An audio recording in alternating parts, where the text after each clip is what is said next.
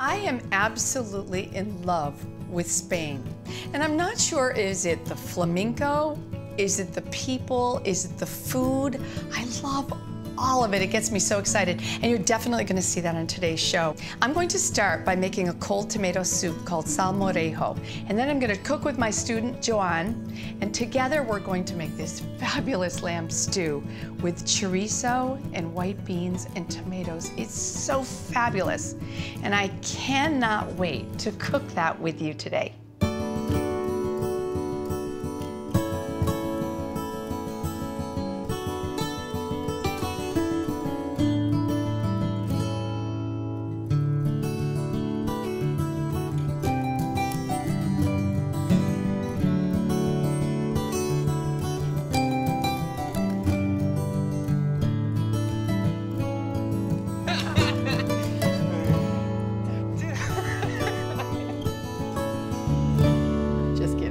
You guys could have laughed at that.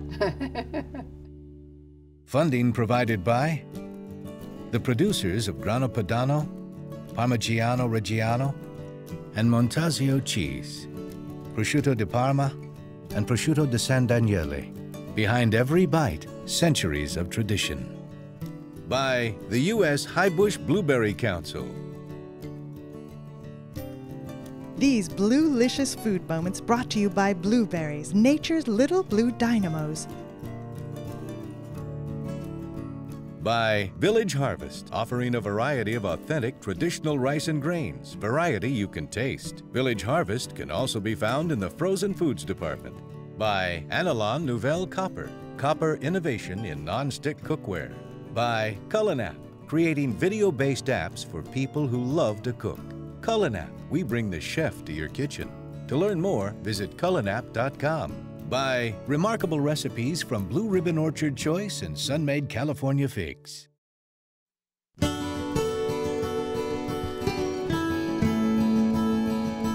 To make this absolutely wonderful salmorejo, or cold tomato soup that comes from the south of Spain, what you have to do is to peel and seed the tomatoes. So I start by removing the core. I use a small knife for this. It really is the fastest. And then if you want, you can also make an X on the bottom. And if you want to do that, you can, but you don't have to, because in the water, the boiling water, the skins are going to crack anyway, so it's not that important. But since I started, I'm going to do all of them. I'm going to put these tomatoes in boiling water, and they're going to go in there for 30 seconds. How do I remember that? 1001, 1002? No, I won't do that to you, but I am counting in my head. So you just want to let those go for 30 seconds. I remove these from the water, and I just place those in a water bath. Just have some water with ice cubes, and that's just going to cool them down really, really quickly. If you don't want to do that, it's fine too. You can leave them on your counter and they'll cool down, but obviously they're going to be too hot to touch.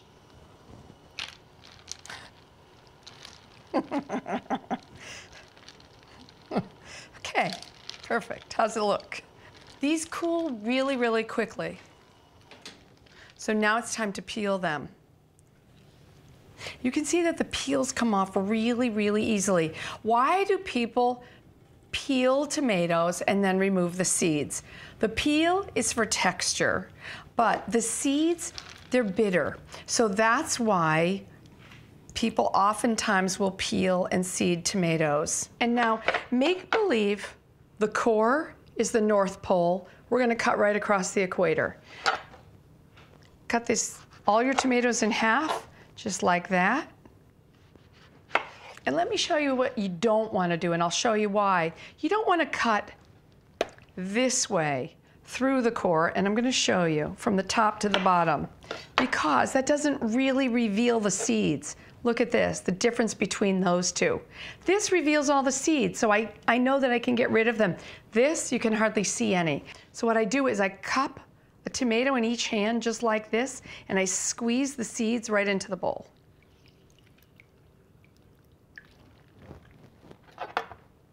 And finally, I hate to lose all that wonderful juice.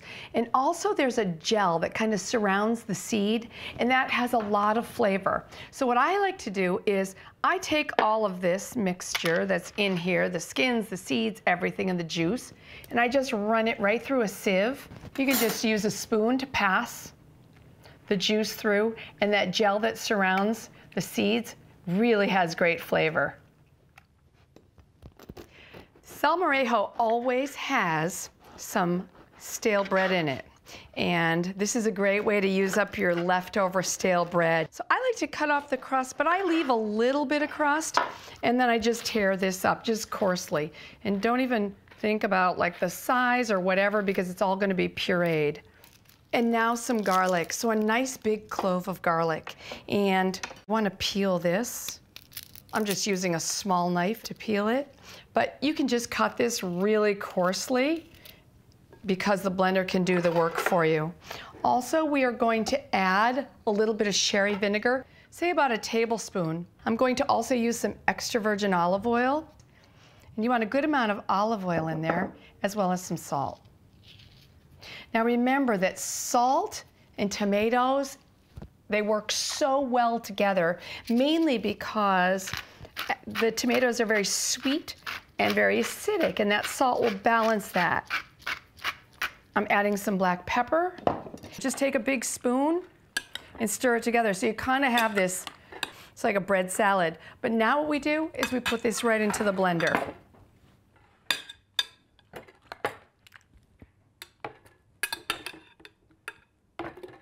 You've got all that wonderful tomato juice that you can also add. Now, if you have a smaller blender, you can do this in 2 batches. That's absolutely fine, and it will work well.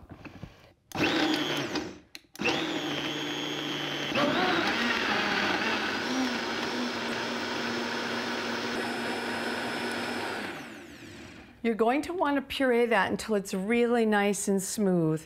Look at that. And it's so creamy. The texture is amazing. Now what I like to do is taste that before I refrigerate it, because we want it to be nice and ice cold. That's the whole idea. It's supposed to be a really refreshing soup. So let's see how it is. Oh, sorry. Oh, that's so delicious. Oh, I love it. Sorry. Whack. That is absolutely fabulous. It doesn't need any more sherry vinegar. It doesn't need any more salt. It's perfect right now. The only thing it needs is a little bit of time in the refrigerator to really chill it down. It's gonna taste so delicious. Salmorejo is a soup that comes from Andalusia, which is the southern part of Spain. And, you know, I didn't see it that much in the United States. I really haven't seen it. And I got really excited about it. I loved how excited the Spanish people were about it. And then I got the same way, and it's funny, now I'm seeing Salmorejo everywhere. The soup is now chilled. I have some hard-boiled eggs, and you can see I have them in water. So what I do is I crack the egg all over and I put it in a bowl of cold water, and then they peel really, really easily. You can even peel them right into the bowl. And look how fast and how easy that is. Great little trick. And the reason this works is because the water goes in between the shell and the egg. You can see really fast. Then just dip your egg in so there's no shell on it. And then now we can chop these. I like hard-cooked eggs on the top of Salmorejo, and that's very traditional too. You want it very coarsely chopped. And this is good because it's giving you a little bit of protein in the soup. It's a very, very typical soup that you would have in Spain in the summer. And now, you just ladle that soup, and it's nice and cold and refreshing. This. I can really smell that sherry vinegar. All right, so we're going to put a little bit of egg on the top. And we also have some cherry tomatoes that are halved. Look how pretty that looks. Just a leaf of parsley would look really nice on the top. This soup tastes absolutely fantastic, especially with a little drizzle of olive oil. Wow, this is delicious. Isn't it good? Yeah, the tomatoes are great. Today, on the show, I have a very special guest, Joanne Boada. And Joan is a dancer for the San Francisco Ballet. But today, he's going to be doing something completely different. I'm going to be teaching him how to cook. I'll be a sous chef. Yeah, that's great. And you know what we're going to make? You're going to love it. We're going to be doing a lamb stew with white beans and chorizo. What we're going to do, first of all, is take a little bit of this olive oil, put some extra virgin olive oil in the pan, probably about 2 or 3 tablespoons. And I've already heated that pan just a little bit. Okay. And Joanne, what you can do is put half of this lamb. This is just lamb cut from the leg. Most of the fat is trimmed. We're gonna put that in the pan and we're gonna brown it. The one thing that you don't wanna do is you don't wanna crowd the pan. Yes. Because if you put too much in, what's going to happen is it's going to steam. So instead, is that popping a lot? A little bit. I guess the pan was really nice and hot. Okay. Give that a stir right away. What you're looking for on the outside of the meat is that really nice caramelization. Now, in the meantime, I've got another job for you. Okay. And it's to mince an onion. Okay. Keep your fingertips up at the top, just so you don't go through them. Okay, and one more cut. Excellent. Now turn it, cut towards. Okay.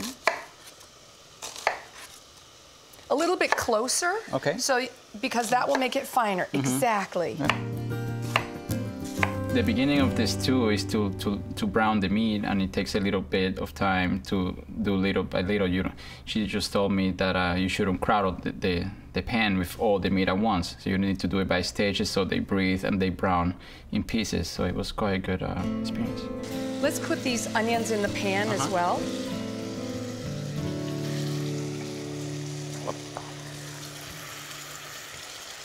Good. Stir that again. And what's going to happen is the onions cook at the same time the lamb does, and it gets really, the onions get nice and caramelized too. And they soften. And the onions give a lot of flavor. And now we're going to chop some garlic. Okay. So we have a bulb of garlic.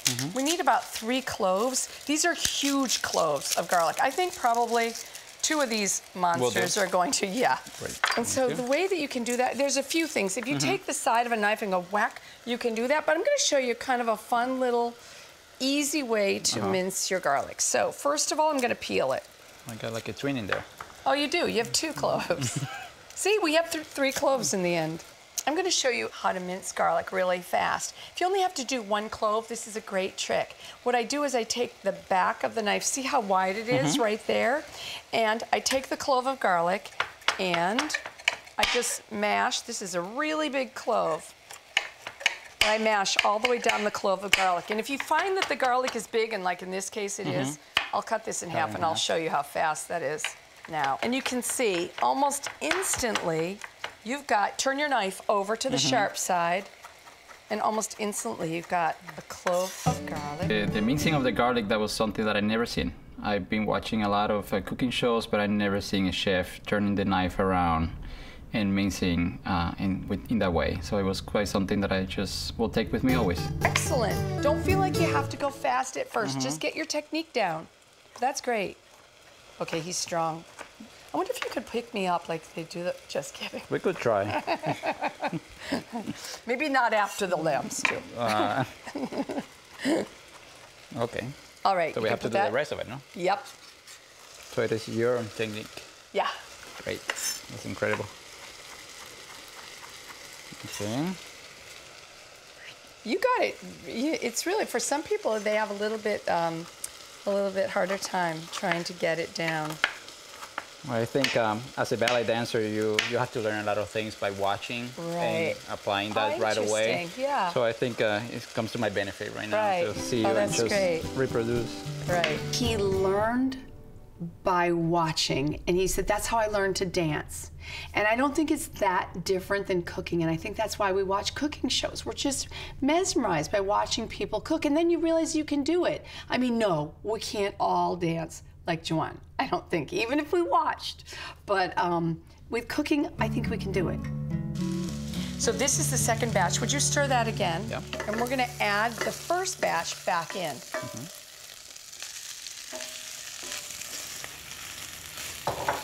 And now, Joanne, would you add about 2 spoonfuls, I'd say about 2 tablespoons of flour. Okay. And we'll coat the lamb with flour. And what exactly it does to the meat?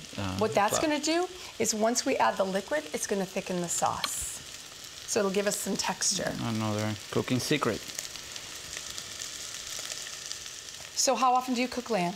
This is the first time I cook lamb. Really? It's one of those meat that you sort of afraid of messing up. Right. And you like it? I love lamb. Oh, Yeah, I think it has a really good. You're going to like it then. Okay, toss that together. strong flavor. So what you're trying to do is to coat the lamb with that flour now. That looks great. And next what we're going to do is, we've got all that really nice garlic, so we can add that. Great. You can also add these 2. These are fresh bay leaves. That has lots of flavor. I love this. You know how you can really smell bay? Is break it up like break it this. a little bit. Smell it now. Oh, I love the smell of fresh bay. Here you go. Okay. Some water. So we put the whole. Yeah, you can. Okay. I like to take it up to the level of the lamb, so up to the top of the lamb. We can always add more liquid. You can keep going. Yeah. And we've got some tomatoes. These tomatoes are canned, but you can use fresh or canned. And now you know how to peel, seed, and chop tomatoes. Do they have to be peeled, yeah? Yes. Okay. Yes. So you can add those. And the only other thing is a little bit of salt and also some pepper. Okay. So let's see. Good. That's it? That's good. And some pepper. This is black or white pepper? That's black pepper. Okay. And you can stir that again. And then what we do is bring that up to a boil. And once it comes up to a boil, we'll turn it way down and let it simmer really slowly for about an hour. What happens during that time is all those wonderful good bits that we had cooked on the bottom of the pan, with the water and the tomatoes, they kind of soften and they really flavor the sauce, but also the lamb tenderizes. So if you don't cook it long enough, you're gonna have really tough lamb. You wanna cook it long enough so that your lamb gets really nice and tender. Sometimes that can happen in an hour, sometimes 2 hours, but you really want to come back and check it. Great. This is also another thing to get done ahead of time. If you want to make this stew a day in advance, all you have to do is take it out of the refrigerator, rewarm it, and you've got a wonderful stew for dinner. Better the next day. Yeah, it's good. Yeah.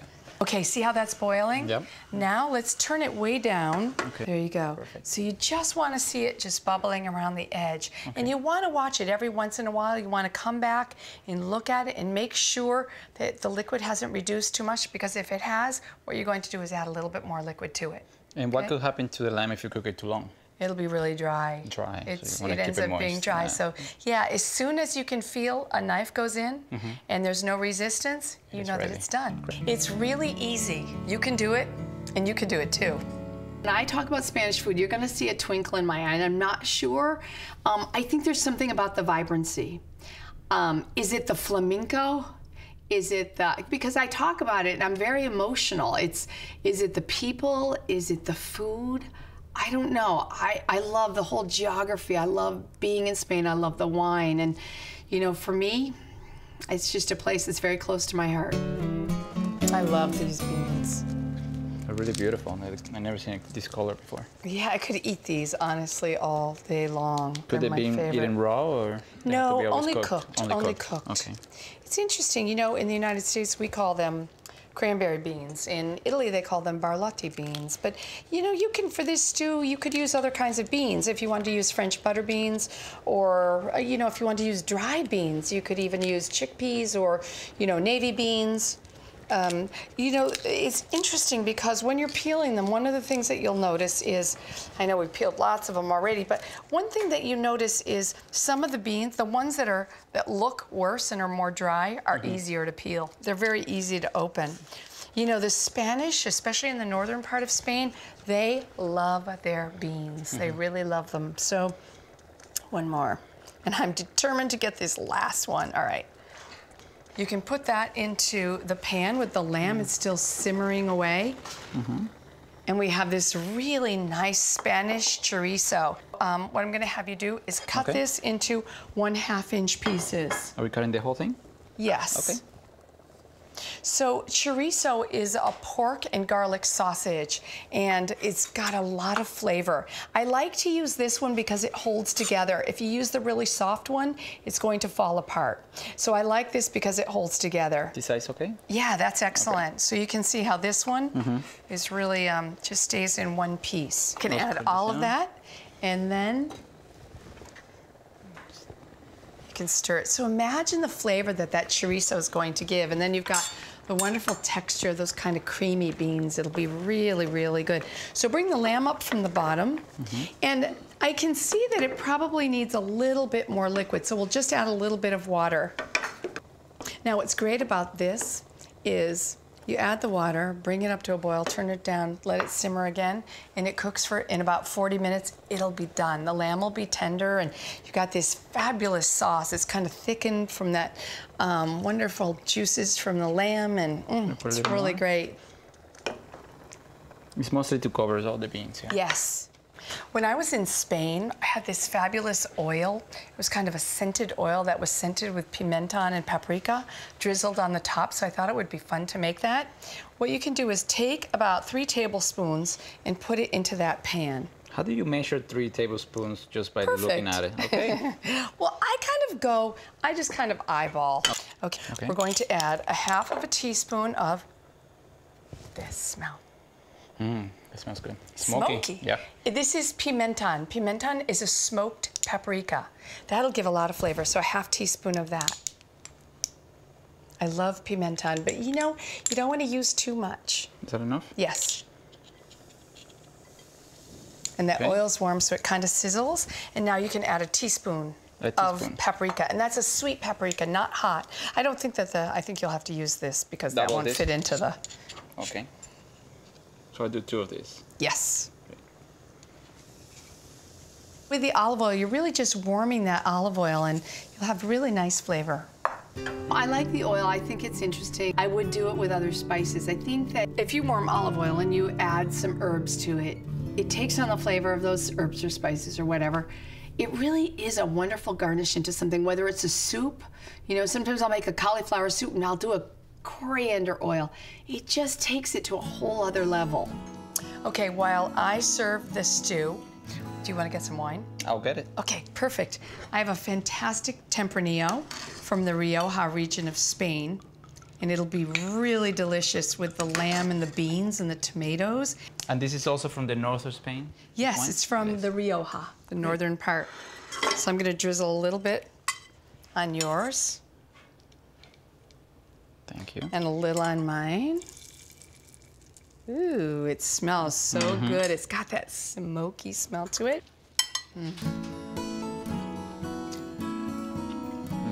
The stew that I just tasted was one of the most delicious things I ever eaten, actually. I was like being on a Sunday with your grandma and eating a beautiful meal on a beautiful day. The chorizo is incredible. Oh. And the oil. Nice touch. It tastes so Spanish. These pimientos are spicy or they're sweet? I know, it's funny. I've had these peppers here the entire class, right? All right. They do the same thing in Spain. What they do is they take a little bit of the pepper and you break it off. You eat a little bit of the stew. Try the pepper. I'll take a bite. It's delicious. Let's see. Sometimes they're a little bit spicy. Isn't that interesting?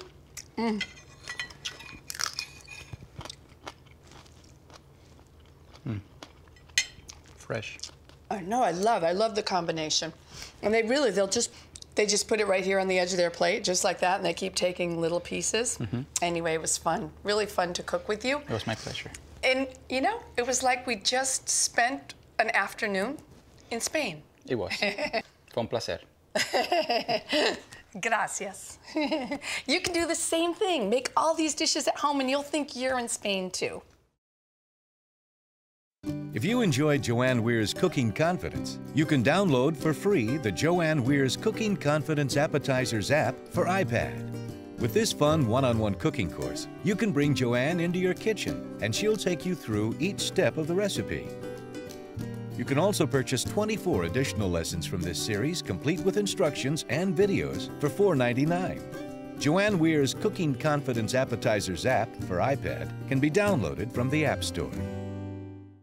You can visit our website to find and print selected recipes, get information about each episode, learn more about Joanne and the show, see behind-the-scenes photos, provide email feedback, and more. It's all at joanneweir.com. Funding provided by the producers of Grana Padano, Parmigiano Reggiano, and Montasio cheese, Prosciutto di Parma, and Prosciutto di San Daniele. Behind every bite, centuries of tradition. By the U.S. Highbush Blueberry Council. These blue-licious food moments brought to you by blueberries, nature's little blue dynamos. By Village Harvest, offering a variety of authentic traditional rice and grains, variety you can taste. Village Harvest can also be found in the frozen foods department. By Analon Nouvelle Copper, copper innovation in non-stick cookware. By Culinap, creating video-based apps for people who love to cook. Culinap, we bring the chef to your kitchen. To learn more, visit culinap.com. By remarkable recipes from Blue Ribbon Orchard Choice and Sun-Made California Figs.